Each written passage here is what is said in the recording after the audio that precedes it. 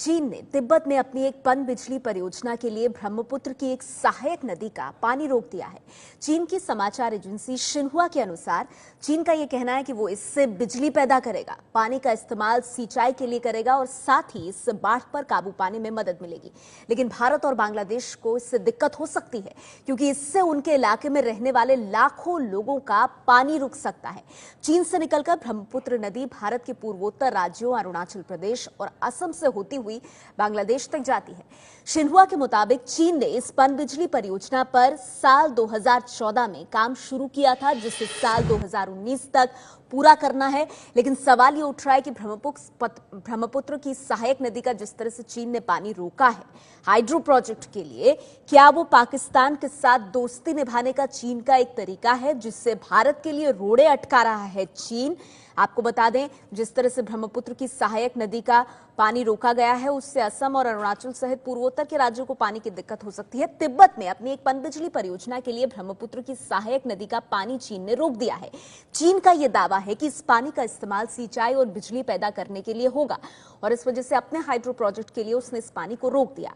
भारत में पूर्वोत्तर के राज्य और खासतौर पर आपको बता दें, असम और अरुणाचल प्रदेश इस फैसले से प्रभावित होंगे। यहां पानी की कमी हो सकती है। ब्रह्मपुत्र नदी भारत में पूर्वोत्तर के इलाकों से होती हुई बांग्लादेश तक जाती है, यानी भारत और बांग्लादेश दोनों को इससे परेशानी हो सकती है। सवाल ये उठ रहे हैं कि हाल फिलहाल भारत और पाकिस्तान के बीच जिस तरह का तनाव है, क्या पाकिस्तान के प्रेम में एक तरह से अंधा होकर चीन ने ये चाल चली है और चीन का इस्तेमाल करते हुए क्या पाकिस्तान अपनी बेकार हरकतों से, अपनी नापाक हरकतों से बाज नहीं आ रहा है?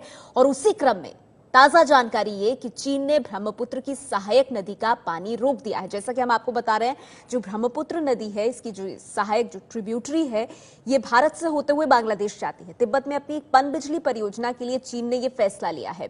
ब्रह्मपुत्र की सहायक नदी का पानी रोका है। चीन का यह कहना है कि इसका इस्तेमाल वो अपने हाइड्रो पावर प्रोजेक्ट के लिए करेंगे। इस पानी का इस्तेमाल वो सिंचाई और बिजली पैदा करने के लिए करेगा। अब ब्रह्मपुत्र की अगर सहायक नदी का पानी रोक दिया जाता है तो इससे भारत के जो पूर्वोत्तर राज्य हैं वहां पानी की समस्या हो सकती है। एबीपी न्यूज संवाददाता आशीष कुमार सिंह हमारे साथ जुड़ गए। आशीष, ये जो ताजा डेवलपमेंट हुआ है जिसमें चीन ने ब्रह्मपुत्र की सहायक नदी का पानी रोक दिया है, इसको लेकर क्या जानकारी मिल रही है? क्या भारत इस मुद्दे को चीन के साथ उठाएगा? देखिए, निश्चित तौर पे अब बहुत ज्यादा दिन नहीं है नेहा, जबकि चाइना के राष्ट्रपति भारत का दौरा करने वाले हैं ब्रिक्स समिट के लिए, जो कि गोवा में इस बार आयोजित किया जा रहा है भारत की तरफ से।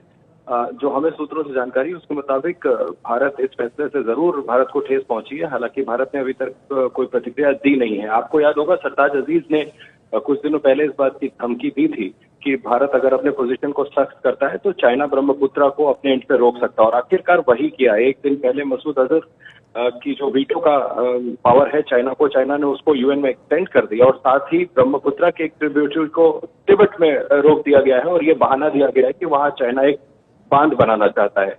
ऐसे में निश्चित तौर पर चीन ने अपनी नीति स्पष्ट कर दी है कि भले ही भारत से कितने भी करीबी रिश्ते हैं, लेकिन फिलहाल इन फैसलों में वो पाकिस्तान के साथ खड़ा है। और इसका इशारा, जैसे मैंने आपको कहा नेहा, खुद सरताज अजीज ने 2-3 दिन पहले नेशनल असेंबली में पाकिस्तान के दे दिया था।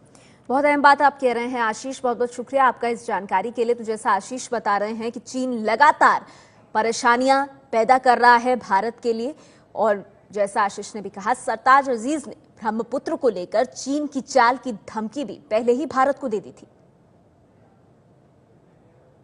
It will not only violate Indus Water Treaty but also set a regional state practice under which international law can serve as a precedent.